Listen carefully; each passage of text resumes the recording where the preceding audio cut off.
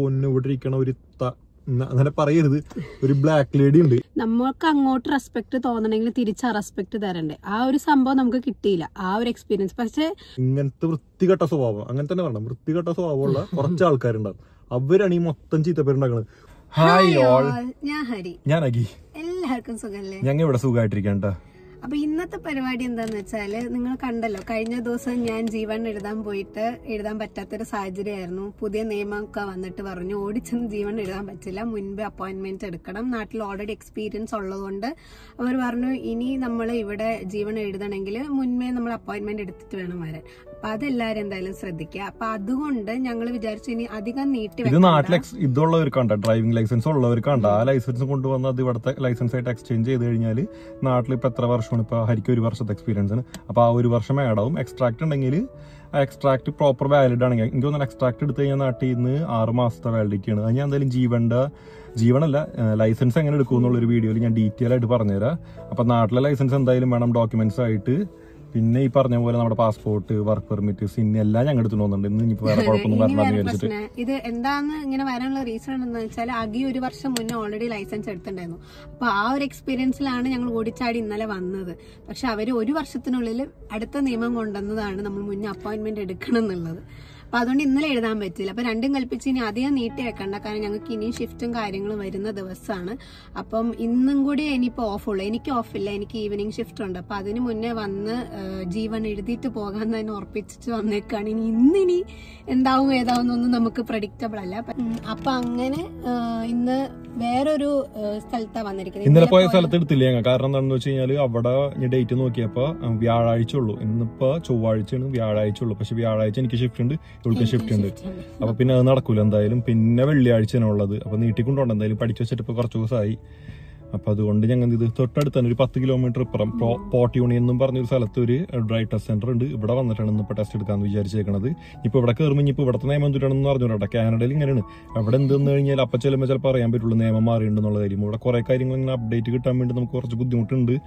അപ്പൊ ചെന്നറിഞ്ഞ് കണ്ടുപഠിച്ച് നിങ്ങൾക്ക് പറഞ്ഞുതരാമെന്ന് വിചാരിച്ച് നമ്മുടെ ലൈഫിൽ എന്താ നടക്കണത് അത് അതേപോലെ അങ്ങോട്ട് കാണിക്കാന്ന് വിചാരിച്ചിട്ടുണ്ട്. ഇപ്പൊ എന്തായാലും ലൈഫ് സ്റ്റൈൽ ബ്ലോഗിംഗ് എന്നുള്ള രീതിക്ക് ഞങ്ങൾ മാറിയേക്കണത്. ലൈഫ് ഇൻ കാനഡ എന്നൊരു ടൈറ്റിലാണ് ഞങ്ങൾ ഉദ്ദേശിക്കുന്നത്. കനേഡിയൻ ജീവിതം ഞാൻ മുന്നേ പറഞ്ഞ പോലെ. പിന്നെ ഇന്നലത്തെ വീഡിയോ നിങ്ങൾ കണ്ടല്ലോ. ഇന്നലെ ഞങ്ങൾ പോയി വന്ന് വീടെത്തി കഴിഞ്ഞ് ഒരു 6 മണിക്ക് കിടന്ന ഒരു ഓർമ്മയുള്ളൂ. രാവിലെ അങ്ങ് എണീറ്റത് ഒരു കുറച്ച് ലേറ്റ് ആയി. പിന്നെ വേഗം ഫുഡ് ഉണ്ടാക്കി കഴിച്ച് ഞങ്ങൾ ഇങ്ങോട്ട് പോകുന്നു. അത്രയും ക്ഷീണം ഉണ്ടായിരുന്നു. കുറെ ദിവസമായി ഒന്ന് മര്യാദയ്ക്ക് ഉറങ്ങിയിട്ട്. എല്ലാ ദിവസവും പണിയും ഈ പറഞ്ഞ പോലെ ഊബർ ചെയ്യാൻ പോക്കൊക്കെ ആയിട്ട് ടൈറ്റാണ് സത്യം പറഞ്ഞ ജീവിതം ഇവിടുത്തെ. അത് ടൈറ്റ് ആയിട്ടുള്ള ജീവിതം നിങ്ങൾക്ക് കാണാൻ ഞാൻ എന്തായാലും മുന്നോട്ട്. ഇന്നിപ്പോ ഒരു 12 മണി ഏകദേശം ഇറങ്ങിയപ്പോ ഇവൾക്ക് 12:50 നമ്മളിപ്പോ ഒരു 12:20 ആകുമ്പോഴേക്ക് ഇവിടെ ലൊക്കേഷനിലേക്ക് എത്തിക്കഴിഞ്ഞാൽ പിന്നെ അതിന്റെ ഉള്ളിൽ പോയിട്ട് ഇനിയിപ്പോൾ എന്തൊക്കെ വെള്ളിക്കെട്ടുണ്ടെന്നുള്ളത് അതിന്റെ ഉള്ളിൽ ഷൂട്ട് ചെയ്യാൻ പറ്റില്ല. പക്ഷെ ഞാൻ ഈ പറഞ്ഞ പറ്റണ പോലെ വിളിച്ചും 10 വീഡിയോ എടുക്കാൻ പറ്റുന്ന വീഡിയോ എടുത്തിട്ട് വോയിസ് ഓവർ ചെയ്ത് ഞാൻ കാണിച്ചു തരാം. അല്ലെങ്കിൽ ഈ പറഞ്ഞ പോലെ ടെസ്റ്റ് കഴിഞ്ഞ് വന്നിട്ട് ബാക്കിയുള്ള കാര്യങ്ങൾ ഞാൻ കാണിച്ചു തരാം. ഓക്കെ, അപ്പൊ വീഡിയോ എല്ലാവർക്കും ഇഷ്ടമാണെങ്കിൽ ചാനൽ സബ്സ്ക്രൈബ് ചെയ്യാൻ മറക്കരുത്.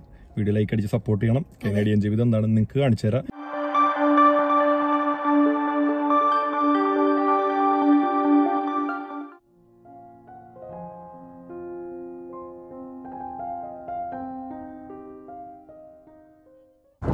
അപ്പോൾ ഇതാണ് നമ്മുടെ ഇന്നത്തെ ഡ്രൈവ് ടെസ്റ്റ് സെന്റർ. എല്ലാ ഡ്രൈവ് ടെസ്റ്റിനും മുകളിൽ ഇതേപോലത്തെ ബോർഡ് ഉണ്ടാവും. പിന്നെ നിങ്ങൾക്ക് മനസ്സിലാക്കാൻ വലിയ ബുദ്ധിമുട്ടൊന്നും ഉണ്ടാവില്ല.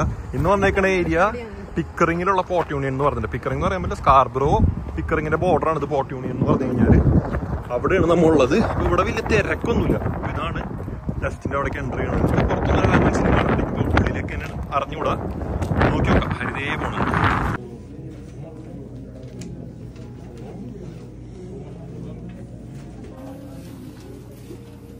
ഇങ്ങനെ ഒരു ഔട്ട്ലുക്കിൽ വന്നിരിക്കുന്നു. അപ്പൊ എനിക്ക് 12. അപ്പൊ അതെ ഹരിക്ക് അങ്ങനെ കുറെ നാൾക്ക് ശേഷം ജീവൻ കിട്ടിയിരിക്കുന്നു ഗൈസ്. ജീവൻ കിട്ടിയിട്ടുള്ളൂ കേട്ടോ. അതിൽ ലേണേഴ്സാണ് നമ്മുടെ നാട്ടിൽ. ഇനിയിപ്പോ G2 എഴുതണം. G ഉണ്ട്. അപ്പൊ G2 പാടാണ്. കുറച്ച് parking, reverse parking, parallel parking ഒക്കെ പറഞ്ഞിട്ട് ടിപ്പിക്കലി നമ്മൾ ഡ്രൈവ് ചെയ്യാൻ പഠിച്ചിരിക്കണം. അല്ല, G1 എന്ന് പറഞ്ഞാൽ നമ്മുടെ ലേണേഴ്സ് ആയിട്ട് അത്രേ ഉള്ളൂ. ആ ഒരു മോഡലുള്ള ഒരു എക്സാം ആയിരുന്നു. അത് ഈ പറഞ്ഞ പോലെ എനിക്ക് ഫസ്റ്റ് എക്സ്പീരിയൻസ് ആണ്. നാട്ടിലെ ലേണേഴ്സ് എഴുതിയിട്ടുണ്ട്, പക്ഷെ ഇവിടെ സീനൊന്നും ഉണ്ടായിരുന്നില്ല. നമ്മൾ ആ ഒരു PDF ഉണ്ട്. ആ PDF വായിച്ചിട്ട് പോയി കഴിഞ്ഞാൽ എല്ലാവർക്കും സിമ്പിളായിട്ട് പാസ്സാകാൻ പറ്റുന്ന എക്സാമാണ്. അപ്പൊ അത് ഫൈനലി ഈ പറഞ്ഞ എല്ലാരും എന്നോട് എന്താ ജീവൻ എഴുതാത്തെന്ന് ചോദിച്ചു. സത്യം പറഞ്ഞാൽ അതിന്റെ ആവശ്യം വരാത്തതാണ് മെയിൻ റീസൺ.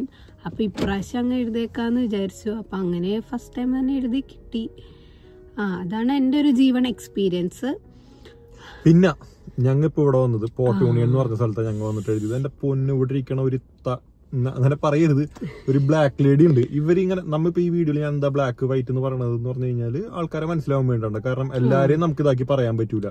പിന്നെ ഇവർക്ക് പേരൊന്നും ഞാൻ കണ്ടില്ല, അവരുടെ നെയിം പ്ലേറ്റ് ഒന്നും ഉണ്ടായിരുന്നില്ല. നമ്മളായിട്ട് ഡീൽ ചെയ്ത ഒരു ഫ്രോണ്ട് ഡെസ്കിൽ ഇരിക്കുന്ന ഒരാള് ഇത്രയും വൃത്തികെട്ട ബിഹേവിയർ എന്ന് പറഞ്ഞു കഴിഞ്ഞാൽ എന്താ ആറ്റിറ്റ്യൂഡ് അങ്ങോട്ട് വാരി വിതറാണ്. എന്തിനാണ് ഈ ആറ്റിറ്റ്യൂഡ് കാണിക്കണത്? അവിടെ പണിക്കല്ലേ ഇരിക്കണത്. നമ്മ അവിടെ ചെന്നിട്ട് നമ്മയും തെറ്റായിട്ടൊന്നും ചെയ്യണമെന്നില്ല. പിന്നെ നമ്മൾ ഈ ജീവൻ എഴുതാന്ന് പറയുന്നത് നമ്മൾ ഫ്രീ ആയിട്ട് എഴുതുന്ന ഒരു കാര്യമല്ല. നമ്മൾ കഷ്ടപ്പെട്ട് പണിയെടുത്ത് ഉണ്ടാക്കിയ പൈസ നമ്മൾ അവിടെ പേ ചെയ്തിട്ടാണ് നമ്മൾ ജീവൻ എഴുതുന്നത്. അവരിക്കുന്ന ആറ്റിറ്റ്യൂഡ് കണ്ടു കഴിഞ്ഞാൽ അവരെ ഓശാരത്തിനാണ് നമ്മോടെ പോയി എഴുതണ പോലെ. എനിക്ക് പ്രാന്തം എന്ന് പറഞ്ഞില്ലേ, സത്യം പറഞ്ഞില്ലേ. ഇവിടെ ഞാൻ നോക്കിയിട്ട് ഇപ്പൊ എനിക്ക് ടൊറന്റോ വന്ന പിന്നെയാണ് ഈ വൈറ്റ്സും ഉണ്ട്, അങ്ങനെയല്ല ബ്ലാക്സിനാണ് ഏറ്റവും കൂടുതൽ. ഇത്രയും ഇവർക്ക് ഇങ്ങനെ ഭയങ്കര റൂഡായിട്ടുള്ള എല്ലാരും അല്ലാണ്ട് ഞാൻ പറഞ്ഞ റൂഡായിട്ട് ഇവർ തന്നെയാണ് ഇവരുടെ കമ്മ്യൂണിറ്റിക്ക് ചീത്തപ്പേരുണ്ടാക്കണത്. ഇതിപ്പോ അതങ്ങനെ തന്നെ ഉണ്ടാവും. എല്ലാ കമ്മ്യൂണിറ്റിക്കും അവരിൽ കുറച്ച് ആൾക്കാരുണ്ടാവും ഇങ്ങനത്തെ വൃത്തികെട്ട സ്വഭാവം. അങ്ങനെ തന്നെ പറഞ്ഞ വൃത്തികെട്ട സ്വഭാവമുള്ള കുറച്ച് ആൾക്കാരുണ്ടാവും. അവരാണ് ഈ മൊത്തം ചീത്തപ്പേരുണ്ടാക്കുന്നത്. ഒരു 1-2 കാര്യം ചോദിച്ചു കഴിഞ്ഞാൽ ഒന്നും പറഞ്ഞ് മിണ്ടണില്ല. വായോർക്കാൻ എന്താണ് ഇവിടെ കസ്റ്റമർ സർവീസ് എന്ന് പറഞ്ഞ ഫ്രണ്ടിൽ ഇരിക്കണതിനാണ്. പിന്നെ മിണ്ടി പറഞ്ഞൂടെ, കാര്യം പറഞ്ഞൂടെ, കാര്യമുള്ള നമ്മ ആവശ്യമുള്ള കാര്യം ചോദിക്കണം. അവരെ വീട്ടുകാരും നമ്മൾ ചോദിച്ചിട്ടില്ല. അപ്പൊ അതുകൊണ്ട് ഇത്രയും വൃത്തികെട്ട ബിഹേവിയർ. ഞാൻ ഗൂഗിളിന് റിവ്യൂ എടുത്തിട്ടുണ്ട്, നമുക്ക് അവിടെ ഫീഡ്ബാക്ക് എഴുതാനുള്ള സംഭവമുണ്ട്, അവിടെ റിവ്യൂ എടുത്തിട്ടുണ്ട്. പിന്നെ മെയിൻ ആയിട്ടുള്ള സംഭവം ഞാൻ മുന്നേ കേട്ടിട്ടുണ്ട്, ഈ നമ്മുടെ അവിടെ ഇന്നലെ പോയ സ്ഥലമുണ്ടല്ലോ മെട്രോ ഈസ്റ്റ് എന്ന് പറഞ്ഞ സ്ഥലം, അവിടെ മാത്രമേ ഡ്രൈവിംഗ് എക്സ്ട്രാക്ട് ആക്സെപ്റ്റ് ചെയ്യുള്ളൂ. കാരണം ഡ്രൈവിംഗ് എക്സ്ട്രാക്ട് ആക്സെപ്റ്റ് ചെയ്ത് കഴിഞ്ഞ് കഴിഞ്ഞാൽ എങ്ങാണ്ട് $98 എങ്ങാണ്ട് വരണുള്ളൂ നമുക്ക് G1 എഴുതാൻ വേണ്ടി. കാരണം അപ്പൊ നമുക്ക് G2 എഴുതേണ്ട ഡയറക്റ്റ് Gയിലേക്ക് പോവാം. അപ്പൊ അത്രയും പൈസ ലാഭമാണ്, നമുക്ക് ടൈമും നമുക്ക് ലാഭമാണ് അത്രയും. പക്ഷേ എന്ന് പറഞ്ഞു കഴിഞ്ഞാൽ വേറെ എവിടെയെങ്കിലും സ്ഥലത്ത് വന്നു കഴിഞ്ഞ് കഴിഞ്ഞാൽ ഇവർ സമ്മതിക്കില്ല. ഇന്നലെ എന്റെ അടുത്ത് അവിടെ പോയപ്പോൾ അവർ പറഞ്ഞെന്താണെന്ന് വെച്ച് കഴിഞ്ഞാൽ, ഞാൻ പറഞ്ഞു ഞങ്ങളുടെ എക്സ്ട്രാക്ട് എക്സ്പയർ ആയി, നാട്ടിൽ നിന്ന് കൊണ്ടുവന്ന എക്സ്ട്രാക്ട് എക്സ്പയർ ആയി. കാരണം എന്ന് പറഞ്ഞു കഴിഞ്ഞാൽ 1.5 കൊല്ലം ഞങ്ങൾ ഇപ്പോൾ ഇവിടെ വന്നിട്ട് 6 മാസത്തെ വാലിഡിറ്റി കണ്ടുള്ള എക്സ്ട്രാക്ട് നാട്ടിൽ നിന്ന് എടുത്തിട്ട്. അപ്പൊ ഞാൻ ആ പെണ്ണ് പറഞ്ഞ അങ്ങനെയാണെങ്കിൽ കുഴപ്പമില്ല, നാട്ടിൽ നിന്ന് 2ാമത് വരുത്തിച്ചിട്ട് എക്സ്ട്രാക്ട് വെച്ചിട്ട് ചെയ്ത് കഴിഞ്ഞാൽ അത്രയും 1.5 കൊല്ലത്തെ എക്സ്പീരിയൻസ് ആഡ് ആയി കഴിഞ്ഞ് കഴിഞ്ഞാൽ G2 എഴുതേണ്ട ഡയറക്റ്റ് Gയിലേക്ക് പോകാന്ന് പറഞ്ഞു. എന്തായാലും ഇവളെ കൊണ്ട് G2 എഴുതിക്കണം, കാരണം ബേസിക് ആയിട്ട് പഠിച്ചു വരണല്ലേ. പക്ഷേ ആ പെണ്ണ് വേറൊരു കാര്യം കൂടെ പറഞ്ഞു, ലൈസൻസ് മാത്രം നമ്മുടെ ഒറിജിനൽ ലൈസൻസ് കാർഡ് നമ്മുടെ കയ്യിലുണ്ടെങ്കിൽ ആ 1 വർഷത്തെ എക്സ്പീരിയൻസ് ഇപ്പൊ എടുത്തിട്ട് 1 വർഷം ആയിട്ടുണ്ടെങ്കിൽ ആ 1 വർഷത്തെ എക്സ്പീരിയൻസ് ഇതിന്റെ അകത്ത് ആഡ് ആവും. G2 എഴുതേണ്ടി വരും, പക്ഷെ 1 വർഷത്തെ എക്സ്പീരിയൻസ് നമ്മുടെ ലൈസൻസിൽ ആഡ് ആവും. കാരണം എന്തിനാണ് ഞാൻ ഈ എക്സ്പീരിയൻസ് ആഡ് ചെയ്യണമെന്ന് പറയുന്നത്, വൺസ് ഒരു വണ്ടി എടുത്തിട്ട് ഇൻഷുറൻസിന്റെ കാര്യം വന്നു കഴിഞ്ഞാൽ എത്ര വർഷത്തെ എക്സ്പീരിയൻസ് ഉണ്ടെന്ന് നോക്കുമ്പോൾ നാട്ടിലേക്ക് കൗണ്ട് ചെയ്യും എക്സ്പീരിയൻസ് ഇട്ടാ. അപ്പൊ അതുകൊണ്ടാണ് ഞാൻ പറഞ്ഞത്. പക്ഷെ ഇന്നലെ അവിടുത്തെ പെണ്ണ് നല്ല ഡീറ്റെയിൽ ആയിട്ട് കാര്യം പറഞ്ഞത്. ഇന്നലെ അവിടെ അപ്പോയിന്റ്മെന്റ് ഡേറ്റ് ഇല്ലാത്തതുകൊണ്ടാണ് ഞങ്ങൾ പോർട്ടിയോണിലേക്ക് എടുത്തത്. ഇവിടെ വന്നിട്ട് എക്സ്ട്രാക്ട് കാണിച്ചപ്പോൾ നോക്കണമെന്നില്ല കേട്ടോ, എക്സ്ട്രാക്ട് കാണിച്ചപ്പോൾ തന്നെ പറയുന്നത് പേപ്പർ എടുത്ത് വെച്ചുള്ളൂ. അപ്പൊ തന്നെ പറഞ്ഞു ഇത് അക്സെപ്റ്റ് ചെയ്യൂല ഇവിടെ. അവര് നോക്കുന്ന കൂടിയില്ല. അറ്റ്ലീസ്റ്റ് എന്തിട്ടാ കുഴപ്പം എന്താണെന്ന് വെച്ചാൽ പറയാ, ഒന്നുമില്ല നോക്കണില്ല, ഇത് ഇവിടെ അക്സെപ്റ്റ് ചെയ്യൂല, ഒറ്റടിക്കുക. ഞാൻ പറഞ്ഞു അക്സെപ്റ്റ് ചെയ്യണ്ട, ഞങ്ങൾക്ക് എക്സ്പീരിയൻസ് ഇല്ലാണ്ടുള്ളത് മതി എന്ന് പറഞ്ഞു. അപ്പൊ പറഞ്ഞു നിങ്ങൾ ആപ്പിൽ ഓതറൈസ് ചെയ്യണം എന്ന് പറഞ്ഞു. ആപ്പിൽ ഓതറൈസ് അങ്ങനത്തെ ഓപ്ഷൻ ഒന്നും ഇല്ലാട്ടോ ആപ്പിൽ ഓതറൈസ് ചെയ്യാൻ വേണ്ടി. നമ്മോട് ഒരു അപ്പോയിന്റ്മെന്റ് സൈറ്റിൽ കയറി അപ്പോയിന്റ്മെന്റ് എടുത്ത്, അതൊക്കെ ഞാൻ G1 ഇതിൽ ഡീറ്റെയിൽ പറഞ്ഞു. ഒരു അപ്പോയിന്റ്മെന്റ് എടുത്ത് നമ്മൾ നേരെ ഇവിടെ വന്ന് അപ്പോയിന്റ്മെന്റ് കണ്ടു കഴിഞ്ഞിട്ട് കാര്യം പറയാന്നേ ഉള്ളതുള്ളൂ. അല്ലാണ്ട് അവർ ഇതിൽ ടിക്ക് ചെയ്യാൻ അങ്ങനത്തെ ഓപ്ഷൻസ് ഒന്നുമില്ല. ഇവരെ സൈറ്റ് സെലക്ട് ചെയ്യുക, അപ്പോയിന്റ്മെന്റ് ബുക്ക് ചെയ്യുന്ന ടൈമിൽ അത്രേ ഉള്ളൂ, കഴിഞ്ഞിട്ടാ. എന്നിട്ട് ആപ്പിൽ കയറി ചെയ്യണമെന്ന്. അതങ്ങോട്ട് കുറച്ച് തറപ്പിച്ച് പറഞ്ഞു കഴിഞ്ഞപ്പോൾ ആ പെണ്ണെന്ത് ചെയ്ത് പാസ്പോർട്ടും കൊണ്ട് ഉള്ളിൽ പോയിട്ട് ആരും കണ്ടിട്ട് സംസാരിച്ച് തിരിച്ചു വന്നിട്ട് പറഞ്ഞു എക്സ്പീരിയൻസ് ഒന്നും ആടാവില്ല. ഞാൻ പറഞ്ഞു വേണ്ട, ഞങ്ങൾക്ക് അല്ലാണ്ടുള്ള ദീ മതി എന്ന് പറഞ്ഞു. അങ്ങനെ കണ്ടു പോയി എഴുതിക്കോന്ന് പറഞ്ഞു. അതങ്ങോട്ട് കഴിഞ്ഞപ്പോൾ ആ പെണ്ണിന്റെ ജാട അങ്ങോട്ട് കാണണം. ഒരു അക്ഷരം ചോദിച്ചാൽ പറയാൻ പറ്റൂല, അത് പറയാൻ പറ്റില്ല, ഇത് പറയാൻ പറ്റില്ല, കണ്ണിന്റെ ടെസ്റ്റ് ഒക്കെ എടുക്കണം. അതൊക്കെ അങ്ങോട്ട് ഭയങ്കര റൂഡ് ബിഹേവിയർ. നമുക്ക് ഒരാൾ ഒരു കാര്യം പറഞ്ഞു തരുന്ന സമയത്ത് നമ്മള് അനാവശ്യമായിട്ടൊന്നും ചോദിക്കുന്നില്ല, നമുക്ക് അർഹതപ്പെട്ട കാര്യങ്ങൾ ചോദിക്കുന്നുള്ളൂ. അതിന് പകരമായിട്ട് നമ്മൾക്ക് അങ്ങോട്ട് റെസ്പെക്ട് തോന്നണമെങ്കിൽ തിരിച്ച് ആ റെസ്പെക്ട് തരണ്ടേ. ആ ഒരു സംഭവം നമുക്ക് കിട്ടിയില്ല, ആ ഒരു എക്സ്പീരിയൻസ്. പക്ഷെ വേറൊരു കാര്യം പറഞ്ഞാൽ, ഞാൻ എക്സാം എഴുതാൻ ഉള്ളിൽ എൻ്റർ ചെയ്തപ്പോൾ അവിടെ ഒരു ആളിരിപ്പുണ്ടായിരുന്നു. ആളുടെ ബിഹേവിയർ എന്ന് പറഞ്ഞാൽ നല്ല രീതിയിലായിരുന്നു. കയറി വന്നപ്പോൾ തന്നെ നമ്മളെ വിഷ് ചെയ്യുന്നു, അത് കഴിഞ്ഞിട്ട് നമുക്ക് എക്സാമിനുള്ള കാര്യം സെറ്റാക്കി തരുന്നു. എക്സാം കഴിഞ്ഞ് ഇറങ്ങിയപ്പോൾ കൺഗ്രാജുലേഷൻസ് പറയുന്നു നമുക്ക്. അപ്പോൾ അങ്ങനെയും ഉണ്ട് ആൾക്കാർ നമുക്ക്. പക്ഷെ അയാളെ എനിക്ക് നമ്മളിനി ഓർത്തിരിക്കുക, ഈ പുള്ളിക്കാരിനെ നമ്മൾ ഓർത്തിരിക്കും. പക്ഷേ മനസ്സിൽ അത്രയും വെറുപ്പോടെ നീ പറഞ്ഞല്ലേ കണ്ട. ഇപ്പൊ എല്ലായിടത്തും പറയൂ ഇത്. ഇതിപ്പോ നാളെ ഞാൻ ഒരു ഓപ്ഷൻ കിട്ടിക്കഴിഞ്ഞാൽ ഞാൻ പൊതു സ്ഥലത്ത് പറയും ഇങ്ങനെ ഒരു ആളുണ്ട് അവിടെ പോകുമ്പോ സൂക്ഷിച്ചോ. അവിടെ പേരൊന്നും ഉണ്ടായിരുന്നില്ല, അല്ലെങ്കിൽ പേര് വെച്ച് ഞാൻ മെൻഷൻ ചെയ്താണ്. ഞാൻ ഗൂഗിളിൽ റിവ്യൂ ഇട്ടുണ്ട്, ഇവരെ സൈറ്റ് എടുത്ത് നോക്കി ഇവർ ഇതിൽ റിവ്യൂ ഇട്ടുണ്ട്. പേരില്ല, നെയിം പ്ലേറ്റ് ഉണ്ടായിരുന്നില്ല. ഞാൻ പേര് വെച്ച് പറഞ്ഞിട്ട് ഡീറ്റെയിൽ ആയിട്ട് ഒന്നും കൂടെ ഞാൻ എഴുതി വെച്ചാണ്. പേരില്ല വരെ നെയിം ഇതില് ജാക്കറ്റും ഒന്നും. ആൾക്കാരുണ്ട്.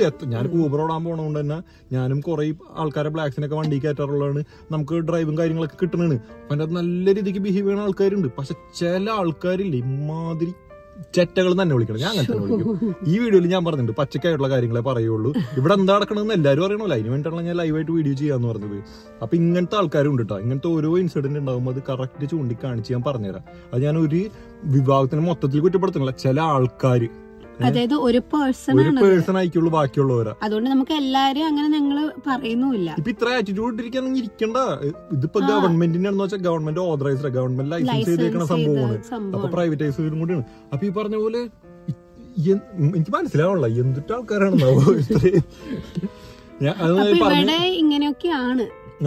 നല്ലവരും ഉണ്ട്, കെട്ടവരുണ്ട്. അപ്പൊ നമ്മള് നമ്മുടെ കാര്യം നോക്കി സേഫായി പോവാന്നല്ലാണ്ട് നമുക്ക് ഇവിടെ ആരുടെ കയ്യിൽ നിന്ന് നല്ല സേവനം പ്രതീക്ഷിച്ചുള്ള ഒരു ലൈഫ് നമ്മളിവിടെ ഒരിക്കലും എക്സ്പെക്ട് ചെയ്യരുത്. പറഞ്ഞു തരുന്നവരുണ്ട് കേട്ടോ. നമുക്കറിയാത്ത കാര്യങ്ങൾ നല്ല രീതിക്ക് പറഞ്ഞു തരുന്നവരുണ്ട്. പക്ഷെ അതല്ലാണ്ട് നമുക്കറിയേണ്ട കാര്യങ്ങൾ പോലും മര്യാദക്ക് പ്രോപ്പറായിട്ട് പറഞ്ഞു തരാൻ ഇവരിവിടെ ഇരുന്നിട്ട് ഇവർക്ക് പറ്റില്ലെങ്കിൽ പിന്നെ ഇവരൊക്കെ ഇരിക്കണം എന്തിനാണ്? വെറുതെ ആണ് സത്യം പറഞ്ഞാൽ. ഞാൻ ആ റിവ്യൂ എടുത്ത് നോക്കി നോക്ക്. ഈ പറഞ്ഞ പോലെ അതിന്റെ അകത്ത് ഏറ്റവും കൂടുതൽ പേരറിയാത്തോണ്ട് എല്ലാവരും എഴുതിയിട്ടുണ്ട് black lady black lady black lady എന്നും പറഞ്ഞിട്ട്. റോഡിന് തന്നെ ഒരു 32 എങ്ങാണ്ടുണ്ട്. ആ 32 കമന്റിൽ ബ്ലാക്ക് ലേഡിയാ ഉള്ളത്. അപ്പൊ മനസ്സിലായിക്കാല അവർ എത്രത്തോളം ഇതാണെന്ന്. എന്നിട്ട് ഇങ്ങനെയുള്ള ആൾക്കാർ ഇവിടുത്തെ ഇവര് ഇരുത്തണ്ടല്ല. അതാണ് ഏറ്റവും വലിയ ചെറ്റത്തരം. അത് അതിലും വലിയ ചെറ്റത്തരമാണ്. ഇങ്ങനെയുള്ളവരെ ഇവിടെ ഈ പറഞ്ഞ പോലെ കസ്റ്റമർ റിവ്യൂ ഭയങ്കര ഇതാണ്. അതേപോലെ തന്നെ ഗൂഗിൾ റിവ്യൂസിൽ കയറിയിട്ട് കഴിഞ്ഞ് കഴിഞ്ഞാൽ അവർ ഭയങ്കരമായിട്ട് കൺസിഡർ ചെയ്യുന്ന സംഭവമാണത്. അപ്പൊ നമ്മൾ അതുകൊണ്ടാണ് എൻ്റെ അത് റിവ്യൂ ചെയ്യണത്. അപ്പൊ അത് കൺസിഡർ ചെയ്തിട്ടെങ്കിലും ഇങ്ങനത്തെ ആൾക്കാരെ മാറ്റാൻ നോക്കാം. എന്തിനാണ് ഇങ്ങനത്തെ ജാട ആൾക്കാരൊക്കെ വെച്ചിട്ട് വെറുതെ ബാക്കിയുള്ളവരെ മുഷിപ്പിക്കുന്നത്? മൊത്തം ഇതിനാണ് എൻ്റെ ഈ കമ്മ്യൂണിറ്റിക്കും പിന്നെ ആ സ്ഥാപനത്തിനാണ് ചീത്തപ്പേരുണ്ടാവണത്. അവിടെ 2.6 എങ്ങാണ്ടുള്ള റിവ്യൂ എങ്ങാണ്ട്. അപ്പൊ നമ്മള് വന്നു, നമ്മുടെ കാര്യം ഈ പറഞ്ഞ പോലെ നടന്നു, ജീവൻ ഫൈനലി കിട്ടി. ഞങ്ങളിപ്പോൾ റിയൽ ആയിട്ടുള്ള കാര്യങ്ങൾ നിങ്ങൾക്ക് കാണിച്ചു തരുന്നത് എന്താന്ന് വെച്ചാൽ എല്ലാ സൈഡും നമ്മൾ അറിഞ്ഞിരിക്കണം എന്നുള്ള ഒരൊറ്റൊരു ഇന്റൻഷൻ കൊണ്ട് മാത്രമാണ്. ഇനിയിപ്പോൾ അടുത്ത പരിപാടി എന്താന്ന് വെച്ചാൽ സീരിയസ്ലി വീട്ടിലേക്ക് പോകാന്നാണ് പ്ലാൻ ചെയ്യുന്നത്. വീട്ടിൽ പോയി ഇനി ഫുഡൊക്കെ ഒന്ന് കഴിച്ച് എനിക്ക് അപ്പോഴേക്കും ഏകദേശം 1:50 2 മണിയാകുമ്പോൾ വീട്ടിലെത്തുമ്പോ ഈ പറഞ്ഞ വർക്കിന് പോവാന്നുള്ള എന്റെ ഇന്റൻഷൻ. അതിന്റെ ഇടയ്ക്ക് ഇനിയിപ്പോ വേറെ ഒന്നും ചെയ്യാനില്ല. ഇല്ല. അപ്പൊ എന്തായാലും വീട്ടില് എത്തി. ഇന്നത്തെ ഫുഡും ബാക്കിയുള്ള പരിപാടികളൊക്കെ പതിയെ കാണിച്ചു തരുന്ന ദിവസം. ഓക്കെ. സോ ഗൈസ് ഡേ നമ്മ അവിടെ നിന്ന് ഇറങ്ങിയിട്ട് ഇനിയിപ്പോൾ ഒരു പ്ലാൻ മാറ്റി വീട്ടിൽ പോയി ഫുഡ് കഴിക്കാമെന്ന് വിചാരിച്ചത്. പക്ഷേ ഒരു റെസ്റ്റോറൻറ്റ് ഞങ്ങൾ നോക്കി വെച്ചിട്ടുണ്ടായിരുന്നു ഫുഡ് കഴിക്കാൻ വേണ്ടിയിട്ട്. ഒരു ചൈനീസ് റെസ്റ്റോറൻ്റായ ഗ്രേറ്റ് ഫൗണ്ടെയിൻ ഫാസ്റ്റ് ഫുഡ് എന്നും പറഞ്ഞിട്ട്. പിന്നെ ഇവിടെ ഏതോ ഫ്രണ്ട് സജസ്റ്റ് ചെയ്താണ് ഏതോ നല്ല ഫുഡ് ഉണ്ടെന്നൊക്കെ.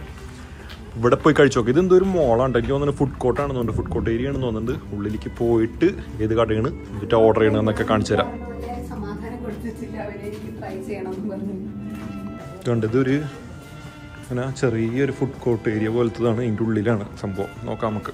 പറഹരി എന്തൊരു ഓർഡർ ചെയ്തത്? Crispy pumpkin with salted egg yolk ആണ് ഞാൻ ഓർഡർ ചെയ്ത സാധനം. അതിലേക്ക് ഞാൻ ഓർഡർ ചെയ്തത് garlic chicken with fried rice ആണ്. പിന്നെ അതിൻ്റെ കൂടെ സൈഡായിട്ട് അവർ എന്തോ ഒരു സൂപ്പും കൂടെ പറഞ്ഞിട്ടുണ്ട്. അത് ആക്ച്വലി വന്നു കഴിയുമ്പോഴാണ് മനസ്സിലാവുള്ളൂ. പിന്നെ ലൈം ചെയ്യാം. ജീവിതത്തിൽ ആദ്യമായിട്ടാണ് ഒരു ചൈനീസ് കടയിൽ വന്നിട്ട് ട്രൈ ചെയ്യുന്നത്. ഫുൾ ചൈനീസ് മയം ഉണ്ട്. അതെ ബില്ലിനാകെ $23 ആയുള്ളൂ. ഇത്രയും ഫുഡ് ഓർഡർ ചെയ്ത് നോക്കട്ടെ ഇനി ഫുഡ് വരുമ്പോൾ കണ്ടാവുന്നത്. ഈ ഏരിയ നോക്കി നോക്കിയാൽ നിങ്ങൾ അതായിരുന്നു കട. ഒരുപാട് ഐറ്റംസ് ഉണ്ട്. ഇനി ഫുഡ് വരുമ്പോൾ കാണിച്ചു തരാം. അപ്പോൾ അതേ നമ്മുടെ ഫുഡിൻ്റെ ഓർഡർ സെറ്റായിട്ടുണ്ട്. അവർ വിളിച്ചു. അപ്പോൾ അതേ അതെടുക്കാൻ പോയേക്കുക. എന്താണോ വരുന്നത്? എൻ്റെ ഫ്രണ്ട് എനിക്ക് റെക്കമെൻഡ് ചെയ്തതാ. ചെക്കൻ കാണാൻ വരുന്നതാണോ? വീഴിക്കല്ലേ? അവനിപ്പോൾ കൈ ഇട്ട് വരാമെന്ന് പറഞ്ഞിരിക്കുന്നു. This is my thing. And what is this?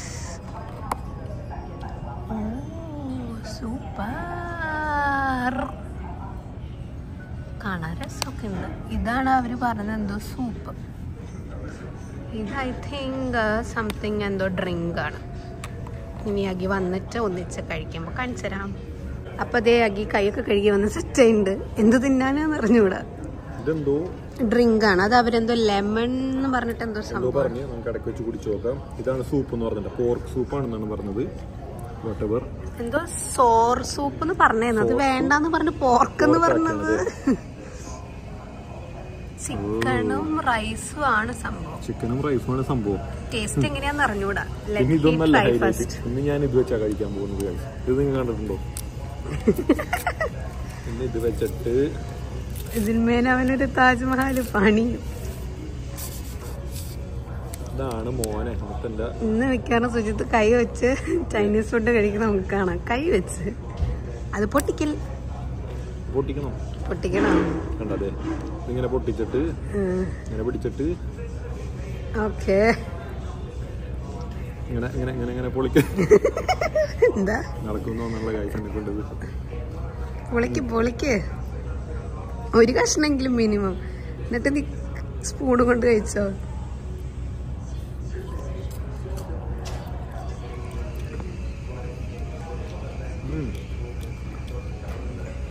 നമ്മുടെ വെളിച്ചെണ്ണ പൊരിച്ച കോഴിയുണ്ട്.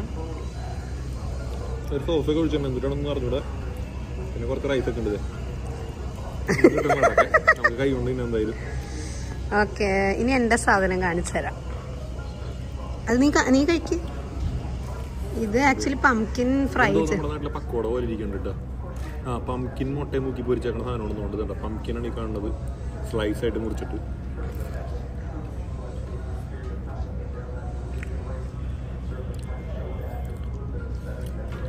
ടേസ്റ്റ് ഉണ്ടോ? സോസ് വേണം. പംകിൻ നമ്മുടെ മൈദ മുക്കി പൊരിക്കണ ഒരു സംഭവമില്ലേ, അത് തന്നെ. ഇതെന്തെങ്കിലും മുക്കി തിന്നണേക്കൂടെ ഏറ്റവും ബെസ്റ്റ്. സോസിൽ മുക്കിയതല്ലേ മറ്റേ ഇതില്? സോസ് എന്തെങ്കിലും വേണം. അവിടെ ചോദിച്ചു നോക്കാം സോസ് കിട്ടുമെന്ന്. അങ്ങനെ അപ്പൊ എന്തായാലും ഞങ്ങൾ കഴിക്കട്ടെ. ഓക്കെ, അപ്പൊ ഞങ്ങൾ ഇനി കഴിച്ചിട്ട് കാണാം. സോ ഗായ്സ്, ഞങ്ങൾ അവിടെ നിന്ന് ഫുഡ് കഴിച്ച് ഇറങ്ങി.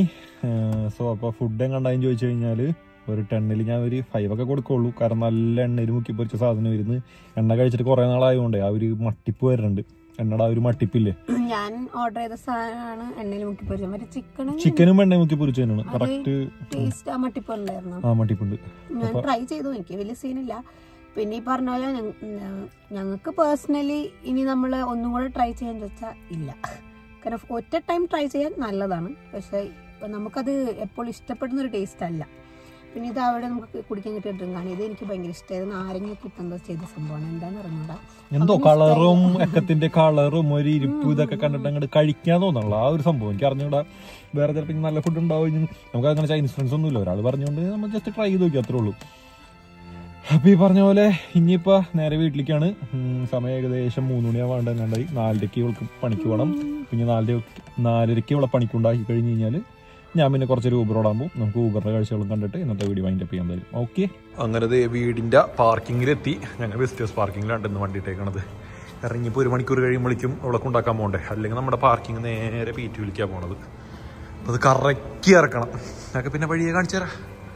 ഇനിയിപ്പോൾ നേരെ വീട്ടിൽ ചെന്ന് കുറച്ച് റെസ്റ്റ് എടുത്ത് നേരെ ഇവിടെ കൊണ്ടാക്കാനും ഊബറിനും പോവാം. ഊബറിനെ പറ്റുകയാണെങ്കിൽ ഞാൻ ഇന്നത്തെ വീഡിയോ തന്നെ കാണിക്കും. അല്ലെങ്കിൽ ഞാൻ അത് സെപ്പറേറ്റ് ചെറിയ വീഡിയോ ഇട്ടിട്ട് കാണിച്ചു തരട്ടെ. ഇന്നൊരു 4-5 മണിക്കൂർ ഓടിയതിൻ്റെ ഏണിങ്സ് എന്തോരമാണെന്നും പറഞ്ഞിട്ട്. അപ്പം ഇതാണ് നമ്മൾ നിൽക്കുന്ന സ്ഥലം. ഇതാണ് ഞങ്ങളുടെ അപ്പാർട്ട്മെൻറ്റ്. 36, 38. സമയം ഏകദേശം 4:30 മണിയായി. ഹരിക്ക് 4:45 മണിക്ക് കയറണം. ഹരിത ഡ്രസ്സൊക്കെ ഇട്ട് സെറ്റായിരിക്കുന്നുണ്ട്. അപ്പോൾ നമുക്ക് ഇനി അങ്ങോട്ട് പോവാം. ഹരിയുടെ പണിസ്ഥലത്തി ഹരിതയെ പോകാൻ പോണ്. ഇപ്പൊ 4:45 കഴിഞ്ഞ് കഴിഞ്ഞാല് 9 മണി 9:30 ആകുമ്പോ പരിപാടി കഴിയും. അപ്പൊ ഇനി നമുക്ക് ഹരിനെ അപ്പൊ കാണാം. This is my short shift. പോയിട്ട് വേഗം. ടാറ്റാ.